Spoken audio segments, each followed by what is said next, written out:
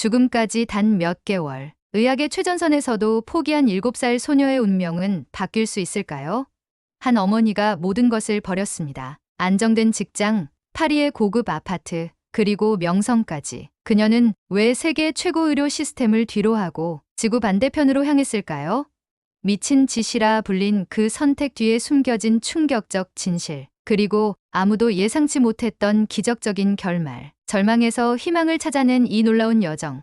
지금부터 함께 따라가 보시겠습니까? 그 전에 1초면 누를 수 있는 구독과 좋아요 눌러주시면 영상 제작에 큰 힘이 됩니다. 저는 클라라 모네입니다. 파리에서 인권 변호사로 일하던 35살의 평범한 어머니였죠. 제 삶은 딸 에밀리와 함께하는 소소한 일상과 법정에서의 치열한 논쟁 사이를 오가며 균형을 유지했습니다. 그런데 어느 날 그 균형이 완전히 무너졌어요. 에밀리가 갑자기 쓰러진 그날을 잊을 수 없습니다. 평소와 다름없이 아침을 준비하고 있었는데 부엌에서 그릇이 깨지는 소리가 들렸죠. 달려가 보니 에밀리가 바닥에 쓰러져 있었습니다. 얼굴은 창백했고 숨은 가빴어요. 그 순간 제 심장도 멈추는 것 같았습니다. 파리의 최고 병원이라는 생 루이 소아병원. 그곳에서 의사들은 에밀리의 심장에 선천적 결함이 있다고 했습니다. 그것도 아주 심각한 수준으로요. 최대 수개월입니다. 정말 유감입니다. 의사의 말은 차갑고 단호했죠. 그 말을 듣는 순간 제 귀에 윙하는 소리가 들렸어요. 주변의 모든 것이 흐릿해지면서 다른 방법은 없나요?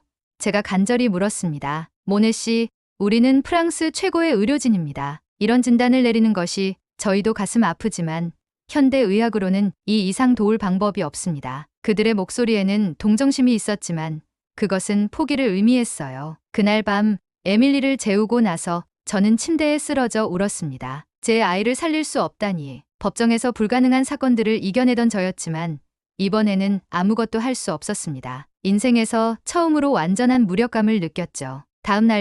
그 다음 날도 답은 같았습니다. 프랑스 전역의 유명한 병원들을 찾아다녔지만 결과는 다르지 않았어요. 에밀리의 심장 상태는 너무 복잡해서 수술이 불가능하다는 결론뿐이었습니다. 밤마다 책상에 앉아 의학 서적을 뒤적이며 희망의 단서를 찾으려 했지만 전문 용어들 앞에서 좌절했죠. 에밀리는 점점 약해졌습니다. 학교에도 가지 못하고 친구들과 놀지도 못했어요. 그런 에밀리를 보는 것이 가장 고통스러웠습니다. 그 작은 아이가 자신의 상태를 이해하기 시작했다는 것을 알 수 있었죠. 엄마, 나 죽는 거예요?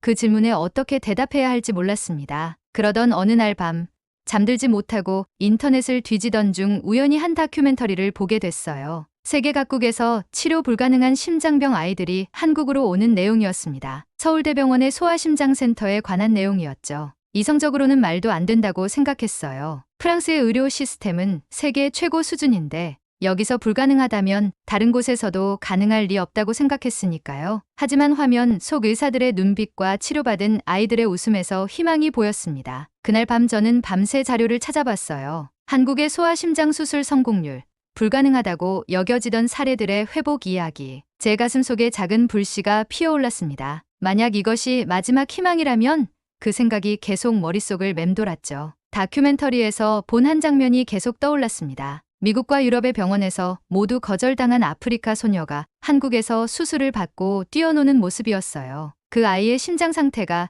에밀리와 비슷하다고 했습니다. 그날 밤 저는 컴퓨터 앞에서 서울대병원에 이메일을 보냈어요. 희망이 없는 도박 같았지만 시도하지 않을 수 없었습니다. 이틀 후 놀랍게도 답장이 왔습니다. 에밀리의 상태에 대한 초기 평가와 함께 더 자세한 검사 결과를 보내달라는 요청이었어요. 그리고 마지막 문장이 제 마음을 울렸습니다. 아직 희망이 있을 수 있습니다. 그 짧은 한 문장이 제게 얼마나 큰 의미였는지 모릅니다. 다음 날 아침 저는 결심했습니다. 에밀리를 위해 지구 반대편으로 가기로요. 제 상사에게 사직서를 냈을 때 그는 저를 미쳤다고 했어요. 친구들과 가족들도 마찬가지였습니다. 클라라, 현실을 받아들여야 해. 거기서도 똑같은 대답을 들을 뿐이야. 아이에게 남은 시간을 여행으로 낭비하지 마. 그들의 말이 틀렸다고 할 수는 없었어요. 이성적으로는 제가 미친 짓을 하고 있는 게 맞았습니다. 하지만 엄마의 직감은 달랐죠. 마지막까지 포기할 수 없었어요. 에밀리가 웃으며 학교에 다니고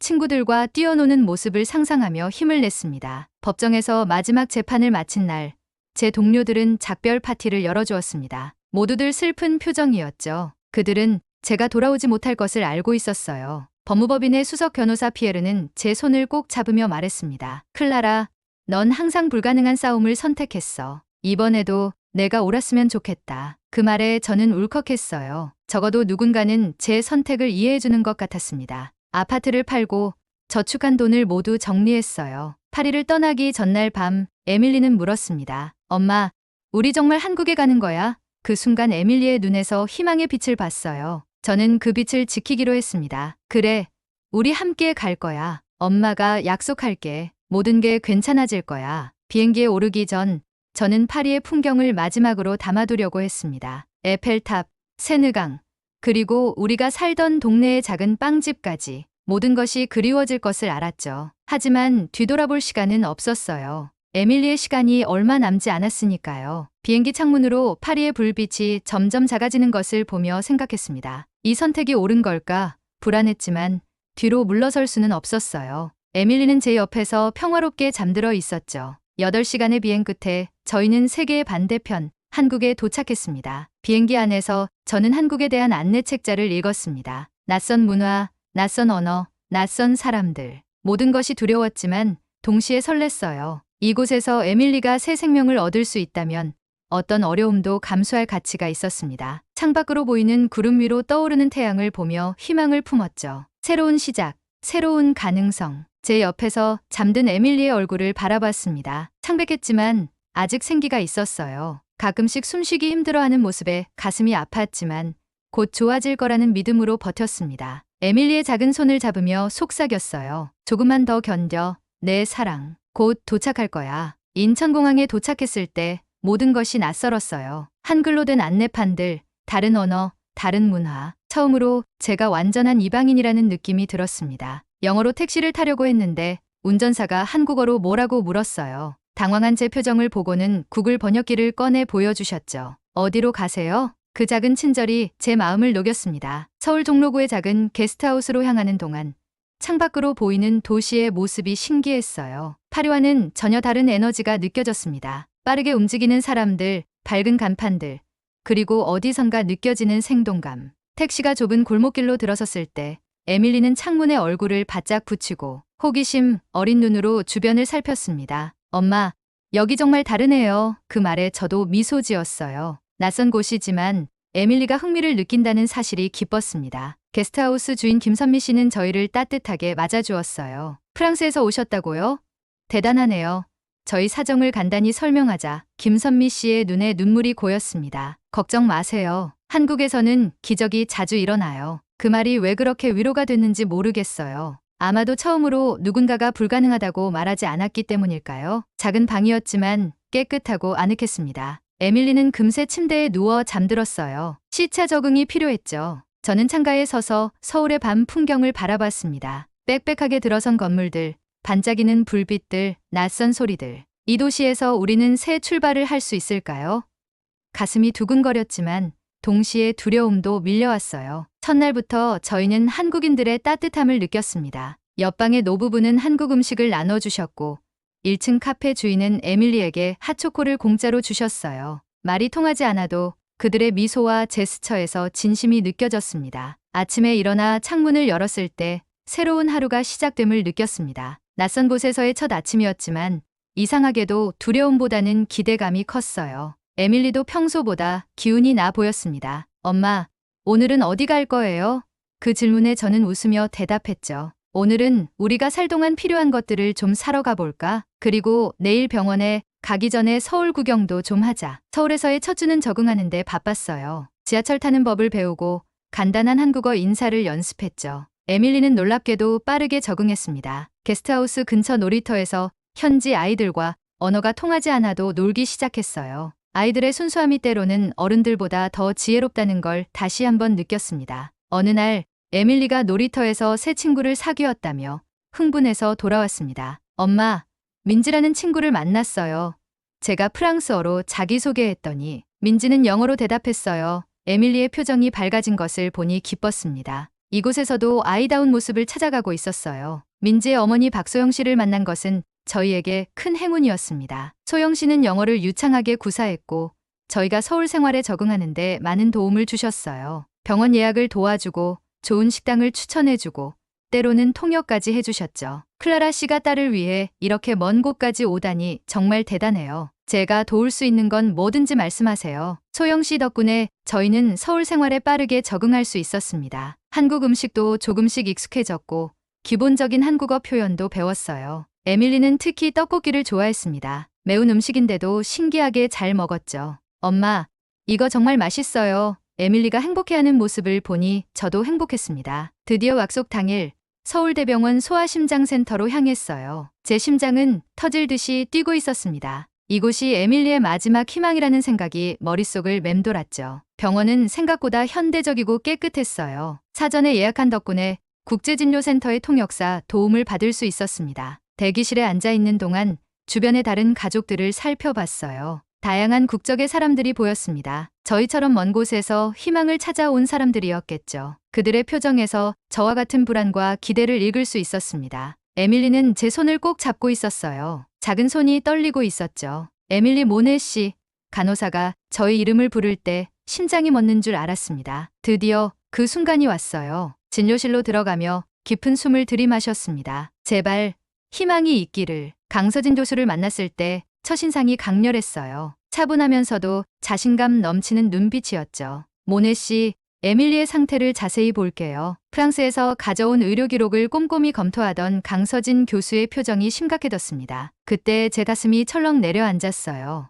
여기서도 불가능하다고 할까? 하지만 강서진 교수의 다음 말은 달랐습니다. 정말 복잡한 케이스네요. 하지만 시도해볼 만합니다. 그 말을 듣는 순간 저도 모르게 눈물이 쏟아졌어요. 프랑스에서 듣던 불가능하다는 말 대신 시도해볼 만하다는 말이 얼마나 큰 희망으로 다가왔는지 모릅니다. 강서진 교수는 이어서 말했습니다. 에밀리의 심장은 매우 특이한 구조예요. 표준 수술 방법으로는 어렵지만 저희가 개발한 새로운 기법을 적용할 수 있을 것 같습니다. 그리고는 태블릿으로 에밀리의 심장 구조를 보여주며 어떤 방식으로 수술할지 설명해 주셨죠. 놀랍게도 의학 용어를 사용하면서도 저와 에밀리가 이해할 수 있도록 쉽게 설명해 주셨어요. 수술 위험이 없는 건 아닙니다. 하지만 저희 팀은 이런 사례를 여러 번 다뤘고 성공률이 높아요. 강서진 교수의 말에는 책임감과 함께 확신이 담겨 있었습니다. 저는 그 자리에서 수술을 결정했어요. 다른 선택지는 없었으니까요. 에밀리는 특별히 용감했습니다. 강서진 교수가 심장 모형을 꺼내 설명할 때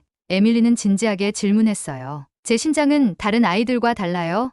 강서진 교수는 에밀리의 눈을 똑바로 보며 대답했습니다. 네, 특별한 심장이에요. 하지만 우리가 고칠 수 있어요. 에밀리는 작게 웃으며 고개를 끄덕였죠. 그 모습에 저는 또다시 눈물이 났습니다. 검사와 준비 기간이 시작됐습니다. 매일 병원에 가서 여러 검사를 받고 수술 준비를 했어요. 간호사들은 에밀리에게 늘 친절했습니다. 말이 통하지 않아도 웃음으로 제스처로 소통했죠. 한국어로 용감하다는 말을 가르쳐주며 에밀리를 격려했습니다. 그런 작은 순간들이 저희에게 큰 힘이 됐어요. 검사 과정은 힘들었지만 에밀리는 한 번도 불평하지 않았습니다. 피를 뽑을 때도 긴 시간 MRI 기계 안에 있을 때도 항상 용감했어요. 때로는 제가 에밀리보다 더 겁을 먹고 있다는 생각이 들었습니다. 어느 날 검사를 마치고 나오는 길에 에밀리가 말했어요. 엄마, 걱정 마세요. 강 선생님이 저를 고쳐주실 거예요. 그 순수한 믿음이 저를 더 강하게 만들었습니다. 강서진 교수팀은 에밀리의 상태를 정확히 파악하기 위해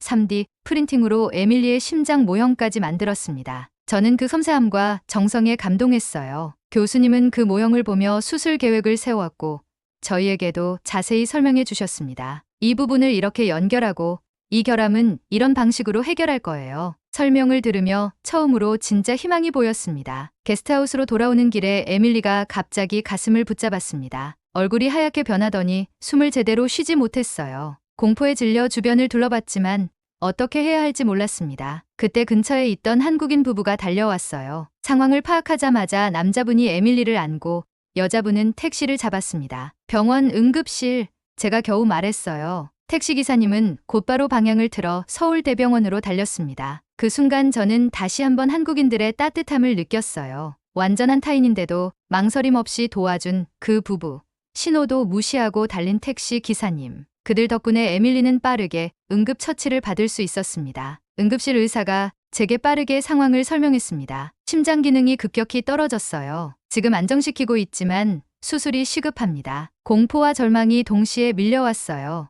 에밀리가 이대로 떠나버릴까봐 두려웠습니다. 제 손은 떨리고 눈물은 멈추지 않았어요. 병원에 도착했을 때 강서진 교수는 이미 대기하고 있었어요. 나중에 알고 보니 택시기사님이 병원에 미리 연락해서 상황을 알렸다고 합니다. 에밀리는 중환자실로 옮겨졌고 강서진 교수는 수술을 앞당겨야 할 것 같습니다. 라고 말했어요. 중환자실 밖에서 저는 에밀리를 지켜봤습니다. 작은 몸에 여러 기계가 연결되어 있었어요. 심장 모니터의 불규칙한 파형을 보며 제 심장도 아팠습니다. 간호사가 다가와 어깨를 토닥여 주었어요. 걱정 마세요. 강 교수님이 최고니까요. 그 말이 큰 위로가 됐습니다. 그날 밤 병원 대기실에서 밤을 새웠습니다. 게스트하우스 주인 김선미 씨가 찾아와 함께 있어 주셨어요. 처음 만난 지 얼마 되지 않았는데도 마치 오랜 가족처럼 손을 잡아주셨죠. 에밀리는 강해요. 분명 이겨낼 거예요. 밤이 깊어갈수록 불안은 커졌습니다. 에밀리의 상태는 계속 불안정했어요. 간호사들이 빠르게 오가며 에밀리를 살피는 모습에 가슴이 조여들었습니다. 그때 강서진 교수가 중환자실에서 나왔어요. 피곤해 보였지만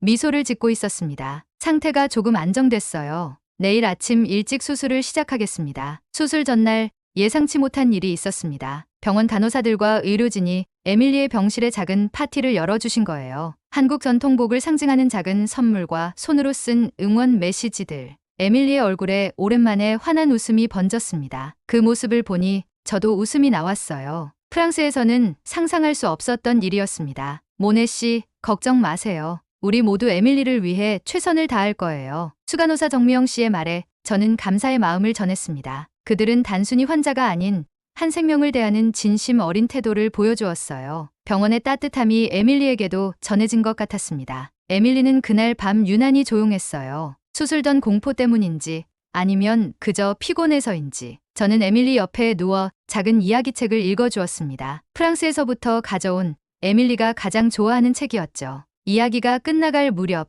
에밀리가 물었어요. 엄마, 내일 수술하면 저도 다른 아이들처럼 뛰어놀 수 있어요? 그 질문에 저는 눈물을 참으며 대답했습니다. 물론이지, 내 사랑. 곧 너도 다른 아이들처럼 놀이터에서 뛰어다닐 수 있을 거야. 에밀리는 미소 지으며 잠들었고 저는 밤새 그 작은 손을 잡고 있었어요. 내일이면 모든 것이 결정될 테니까요. 마침내 수술 당일이 왔습니다. 에밀리를 수술실로 데려가기 전 마지막으로 안아주었어요. 엄마, 무서워요. 에밀리가 떨리는 목소리로 말했죠. 저도 무서웠지만 강해져야 했습니다. 괜찮아, 내 딸. 내가 얼마나 용감한지 알잖아. 이 수술이 끝나면 우리는 한강에서 자전거도 타고 남산타워도 가볼 거야. 에밀리는 약하게 미소 지었어요. 수술실 앞에서 강서진 교수를 만났습니다. 모든 준비가 됐어요. 최선을 다하겠습니다. 그의 눈빛에서 확신을 봤어요. 에밀리가 수술실로 들어가는 모습을 보며 제 심장이 무너지는 것 같았습니다. 하지만 동시에 이상한 평화로움도 느꼈어요.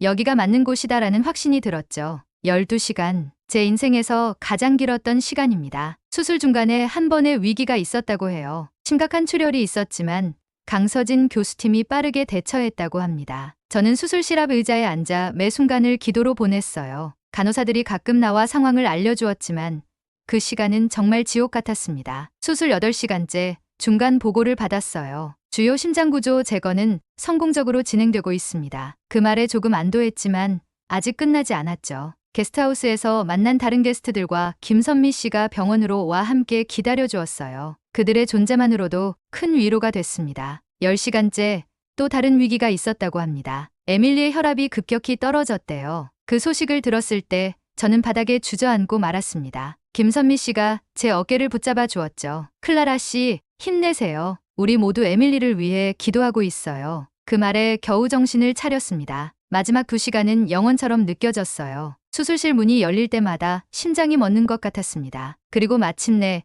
12시간의 대장정이 끝나고 강서진 교수가 나왔어요. 그의 표정에서 답을 읽으려 했지만 피곤함 때문에 읽기 어려웠습니다. 모네 씨, 강서진 교수가 말했습니다. 수술은 성공적이었습니다. 그 순간 저는 모든 힘이 빠져나가는 것을 느꼈어요. 눈물이 폭포처럼 쏟아졌습니다. 기쁨, 안도, 감사, 모든 감정이 한꺼번에 밀려왔습니다. 정말 감사합니다.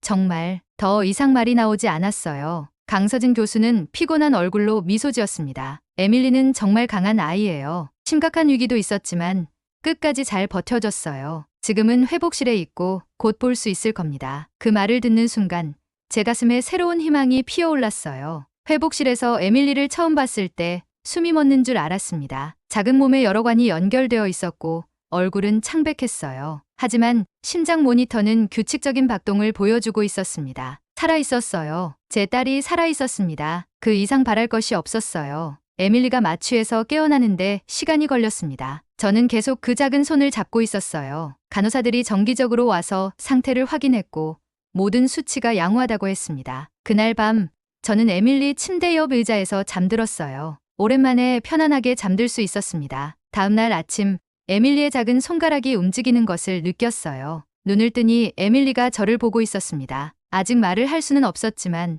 그 눈빛에서 모든 것을 알 수 있었어요. 우리는 해냈습니다. 제 딸은 살아남았고 이제 새로운 삶을 시작할 수 있습니다. 에밀리의 회복은 놀라웠습니다. 의사들조차 이렇게 빠른 회복을 예상하지 못했다고 했어요. 수술 후 3일째 되는 날, 에밀리는 이미 침대에 앉아 간단한 식사를 할 수 있었습니다. 그 모습을 보는 것만으로도 제 가슴은 기쁨으로 가득 찼어요. 엄마, 숨쉬기가 쉬워졌어요. 에밀리의 첫 마디였습니다. 그 말이 얼마나 큰 의미였는지 모릅니다. 에밀리는 태어날 때부터 항상 숨쉬기 힘들어했어요. 그런데 이제 처음으로 정상적인 호흡을 느끼고 있었습니다. 저는 그 단순한 기쁨에 함께 울었어요. 하지만 곧 현실적인 문제가 닥쳤습니다. 수술비와 입원비는 저희가 감당하기에는 너무 큰 금액이었어요. 파리의 집을 팔고 모든 저축을 동원했지만 그래도 부족했습니다. 그런 걱정을 하고 있을 때 김선미 씨가 찾아왔어요. 클라라 씨, 좋은 소식이 있어요. 김선미 씨는 활짝 웃으며 말했습니다. 지역 교회와 병원 직원들이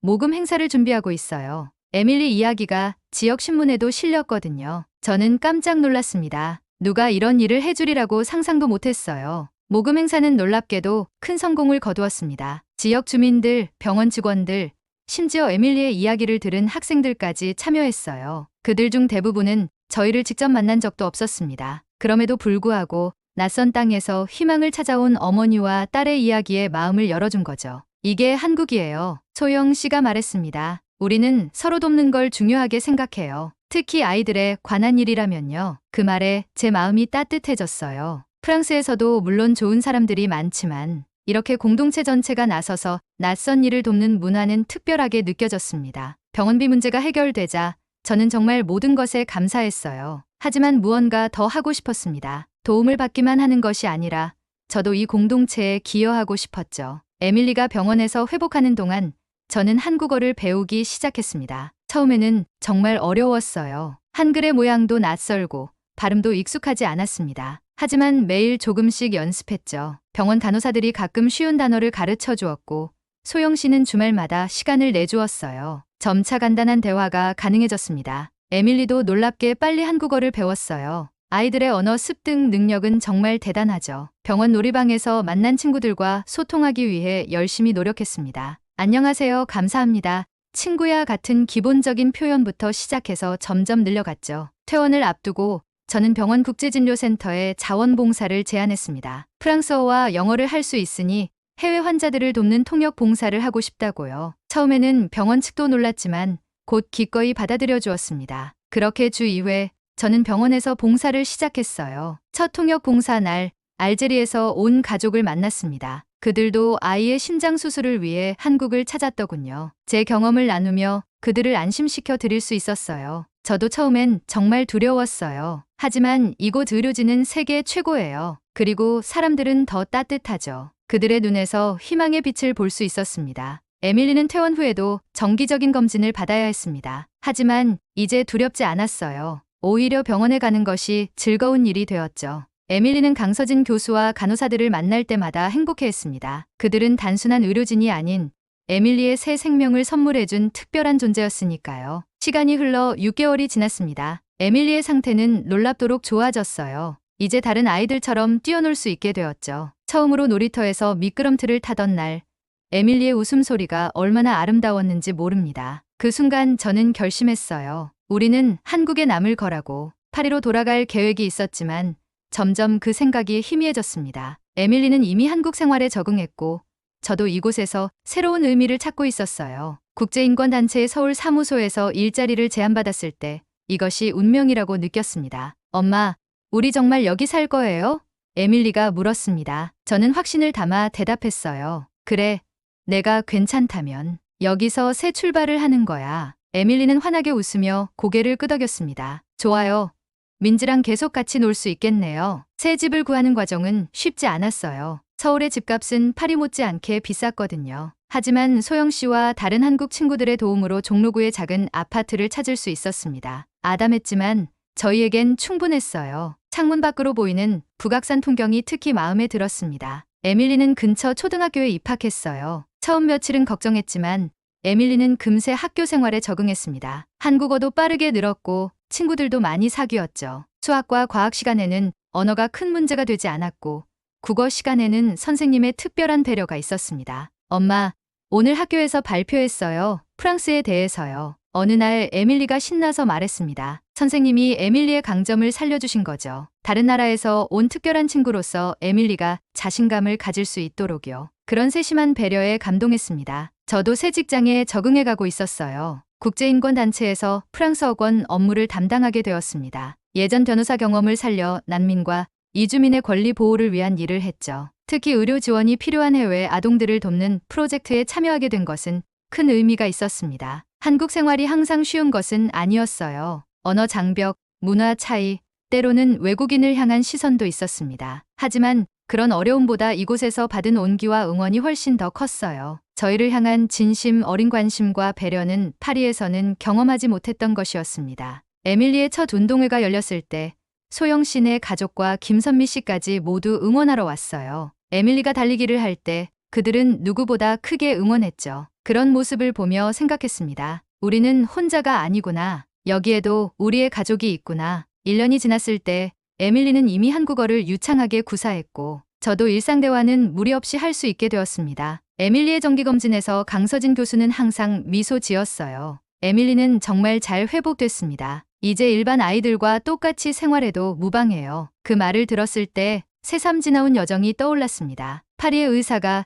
최대 수개월이라고 선고했던 그 순간부터 지금 건강하게 자라고 있는 에밀리까지 때로는 기적이라고 밖에 설명할 수 없는 일들이 있나 봅니다. 어느 봄날 에밀리와 함께 한강공원을 산책하고 있었어요. 에밀리는 자전거를 타며 앞서 달렸고 저는 그 모습을 바라보며 걸었습니다. 벚꽃이 흩날리는 아름다운 날이었어요. 문득 에밀리가 자전거를 멈추고 돌아봤습니다. 엄마, 여기가 정말 우리 집이죠?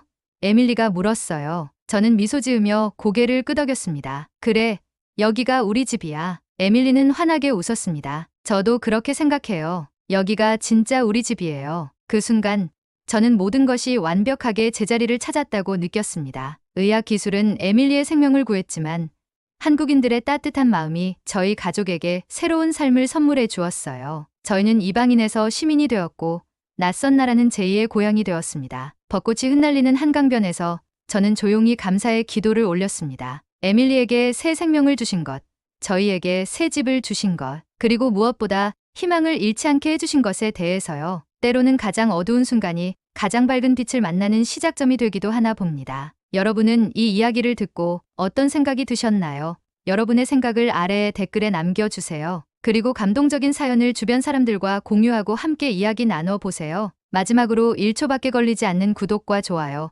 알림 설정은 영상 제작에 큰 힘이 됩니다.